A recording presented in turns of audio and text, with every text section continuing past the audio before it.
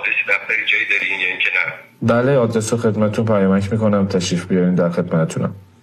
مرسی، متشکرم. قربان شما، خداحافظ شما. الان این نفر یه تومه‌ایه که میاد اونجا. وقتی اومد توی دفتر کی باهاش در ارتباط قرار میگیره؟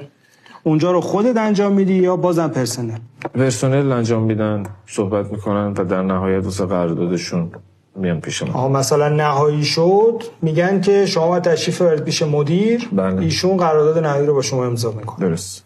بعد اونجا چه قراردادی باشون میبستی؟ قرارداد از قبل تعریف شده بود یا مینوشتی تایپ میکردی؟ به چه صورت انجام میدادی این موضوع رو؟ به صورت همون قولنامه خودرو بود که حالا توش شرایط بازپرداخت. فرم خاصی داشتی؟ فرم مصوب قانون این اتومبیلرانی و نمیدونم این اصنافی که مرتبطه با اونا بودید یا شکل خودتون تعریف کردید؟ نه، یه چیز نرمالی که همه بنگاه‌های معاملاتی خودرو می‌نویسن بر اساس همون بود.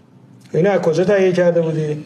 به نسخه قرارداد رو که به اصطلاح لوازم تحریری ها سری ها میفروشن، سری توی بازار میفروشن، یه چیز تعریف شده است. یه نکته دیگه برای اینکه این قولنامه ها دست هر کسی نباشه، یه سازوکاری هم باید برای